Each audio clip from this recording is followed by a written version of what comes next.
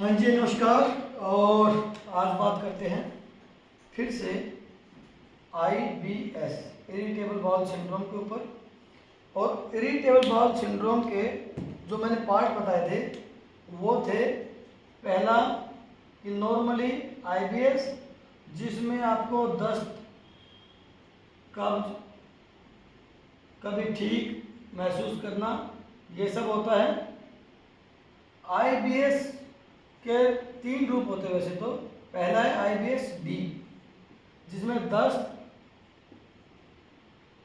बार बार routine में 4 से 5 बार पूरा वोटरी आएगा, मतलब पानी जैसा आना, ठीक है।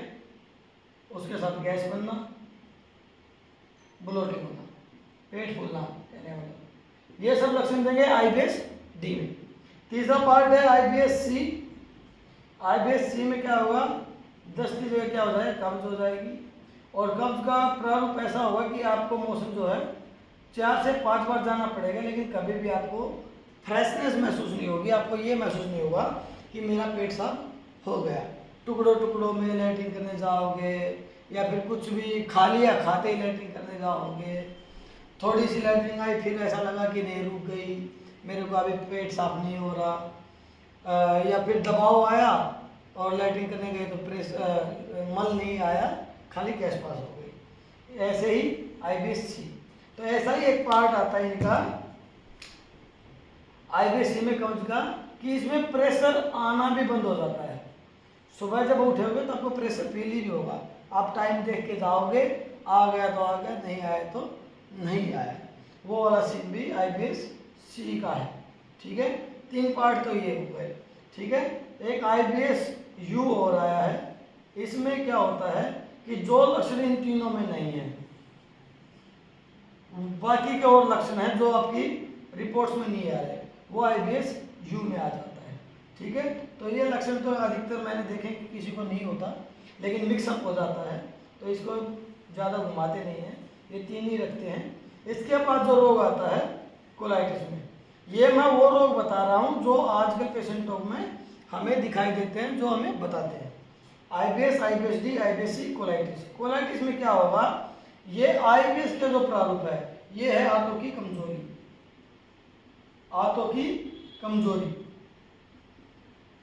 कमजोरी कभी भी आपकी किसी भी जांच में नहीं आती।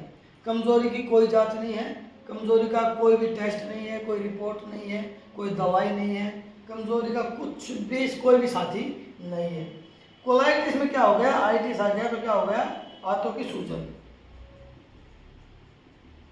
आंतों की सूजन, यदि आप कमजोर चीज को काफी दिनों तक चलाते रहोगे किसी के सहारे, तो आपकी कोलाइटिस में तब्दील हो जाएगी। कोलाइटिस में तब्दील हो जाएगी तो इसके क्या लक्षण हैं, कब्ज, मरोड़, दर्द, नाभि के चारों तरफ, नाभि के चारों तरफ दर्द, नाभि के नीचे भारीपन, ठीक है, गैस का नीचे से पास न होना, गैस ऊपर चढ़ेगी, ब्लोटिंग होगी, ठीक है। तो ये सब इसमें क्या आता है, ये कोलाइटिस का लक्षण है। इसमें आपको म्यूकस ज़्यादा मात्रा में दिखाई देगा। म्यूकस ज़्यादा मात्रा में मतलब बोले तो कि आपका यदि आप स्टूल भी पास करने जाओगे, मल भी त्याग करने जाओगे, तो वो भी कमोड पे चिपक जाएगा, चिपक जाएगा, ठीक है। एक हो गया कोलाइटिस। ये हो गए 4 बीमारियां, ये आपके टेस्टों में नहीं आने वाली, ठीक है। तो आप इसमें आपने 2 चीज देखी होंगी, IBS D और IBD। तो IBS D और IBD में क्या समानता है, IBS D मतलब डायरिया, मतलब कि दूध लूज मोशन लगेंगे। और IBS D का जो होता है वो होता है इरिटेबल बाउल सिंड्रोम, मतलब कि चिड़चिड़ापन, आंतों का और एक से ज्यादा लक्षण आना। IBD का मतलब होता है इंफ्लेमेटरी बाउल डिजीज, मतलब कि सूजन, आंत्र रोग, मतलब सूजन के कारण जब रोग बढ़ जाता है तो IBD में तब्दील हो जाता है। इसमें हमारा क्या होता है, इसका जो फॉर्म होता है वो डायरिया ही होता है। डायरिया के साथ मरोड़, आंत आंतों में बड़ी कमजोरी आ जाएगी और जिसके कारण दिन सूजन के कारण क्या होगा, आपका वेट ज़्यादा लॉस होता जाएगा, लूज मोशन बहुत ज़्यादा हो जाएंगे, एंजाइटी मतलब कि आंतों का प्रारूप ही चेंज हो जाएगा, जिसके कारण क्या होगा, आईबीडी के 2-3 लक्षण आते हैं, जैसे जिसमें अल्सरेटिव कोलाइटिस का भाग है। अल्सरेटिव कोलाइटिस मतलब कि कई बार तो आईबीडी में आपका जो मल है, मल का कलर ब्लैक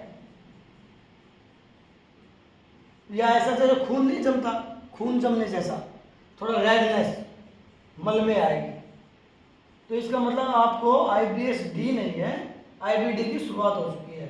बड़ा भयंकर दर्द होता है, ठीक है, और वजन डे बाय डे कम होता जाता है। इसमें भी ऐसा ही फील होता है कि मेरा इतना लूज मोशन लगने के बाद भी मेरे पेट के अंदर कुछ है। इसमें बहुत ज़्यादा मात्रा में वीकनेस आ जाती है, खून की भी कमी हो जाती है, ठीक है, तो ये ध्यान देना है आईबीडी में। आईबीडी एक क्रोनिक डिजीज है। क्या है?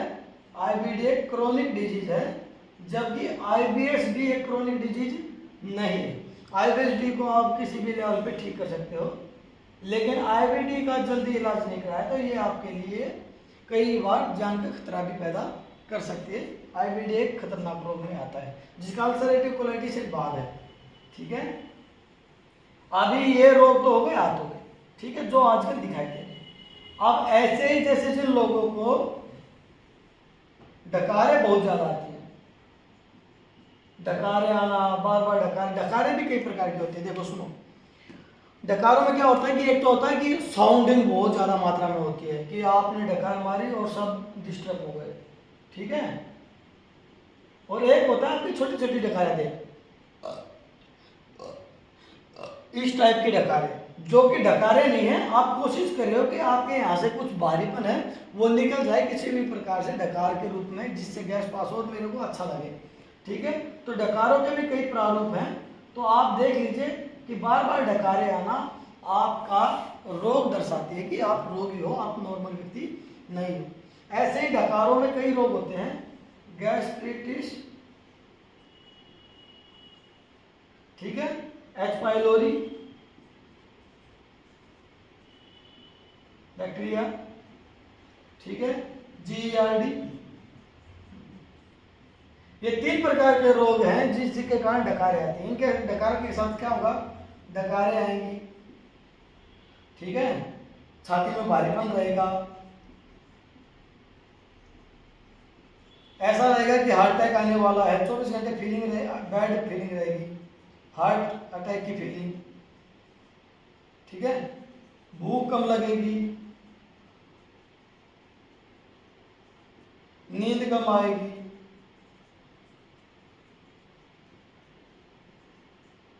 नेगेटिव विचार बनेंगे, ठीक है। डॉक्टर बोलेगा कि इसकी वाल लूज हो गई है, इसका ऑपरेशन कराओ, छल्ले डलवाओ, स्टेंट डलवाओ, जो भी डलवाना है डलवाइए, ठीक है। लेकिन एच पाइलोरी बैक्टीरिया यदि पॉजिटिव है तो उसके लिए किट खानी पड़ेगी। किट खाने के बावजूद भी आपको ये लक्षण नहीं मिट रहे, एसिडिटी होगी, सबसे बड़ा लक्षण तो भूल ही गए, एसिडिटी होगी, खाना मुंह में आएगा, खाना खाने के बाद आपका 2-3 घंटे के बाद मुंह में आना शुरू हो जाएगा, बैक मारेगा खाना, ठीक है। तो ऐसे ऐसे बहुत सारे लक्षण हैं जो इन रोगों को दर्शाते हैं। लेकिन यदि आपकी किट चलने के बाद भी आपके लक्षण कम नहीं हो रहे तो आप हमारे पास आके भी इनका इलाज करा सकते हैं।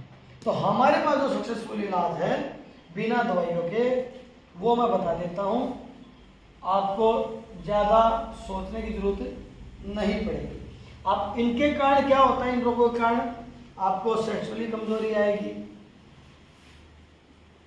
सेक्सुअली वीकनेस आएगी, फिजिकली वीकनेस आएगी,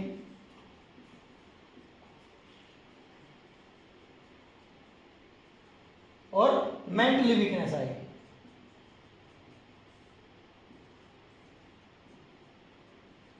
ये तीनों प्रकार की कमजोरी, मतलब इन तीनों के लक्षण आपके अंदर दिखाई देंगे, ठीक है। तो आपको बस ये ध्यान रखना है कि इन बीमारियों का एक्शन इन बीमारियों के साथ भी होता है। तो यदि आपको ये भी परेशानी है तो वो भी इन चीज़ों के साथ हील हो जाएंगी, ठीक हो जाएंगी।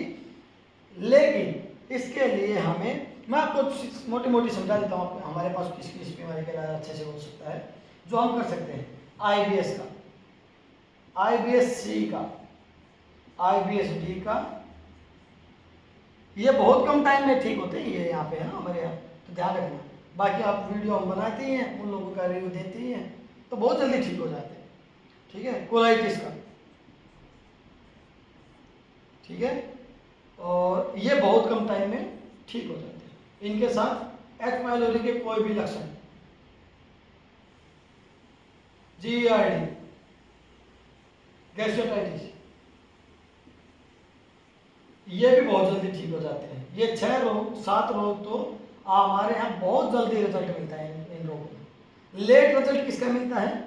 IBD, ulcerative colitis.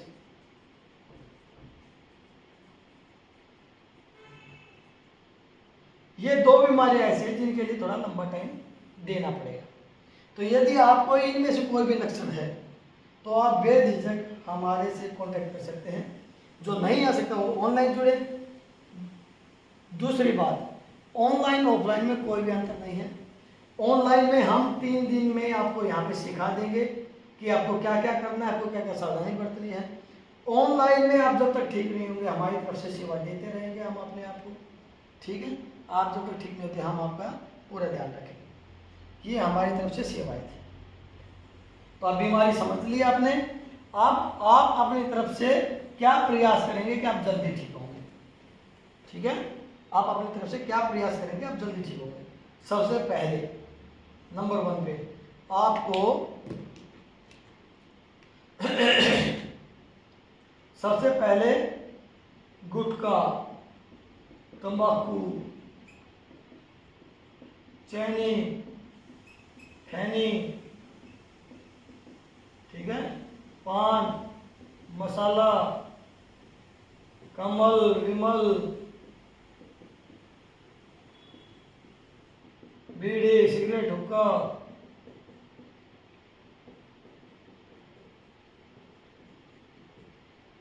तो इस प्रकार के जितने भी आपके यहाँ निकोटीन या कैफीन जिनमें भी होता है, पहले तो इनको छोड़ना पड़ेगा। हमारे पास यदि आप ट्रीटमेंट कराने आ रहे हैं, ये ट्रीटमेंट कराने की सोच रहे हैं, तो ये जरूर त्याग करें। दूसरे नंबर पे आपको 1 महीने तक इन चारों चीजों में से कोई भी चीज नहीं होनी चाहिए। कौन कौन सी? ना तो आपको आत्महत्या करना है, ना आपको संपन्न दोष होना चाहिए, ना ही आप संभोग कर सकते हैं, ना ही आपको दांत आनी चाहिए।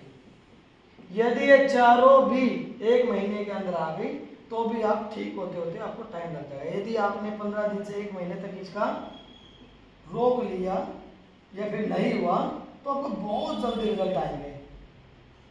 जो बीमारियां मैंने लिखी हैं उन बीमारियों, तो आप प्लीज ध्यान रखें, अपनी तरफ से ये करके आए और फिर ज्वाइन होंगे तो आपको और भी जल्दी रिजल्ट मिलेंगे। यही जानकारी देने के लिए आपको ये वीडियो बनाया गया था। नमस्कार।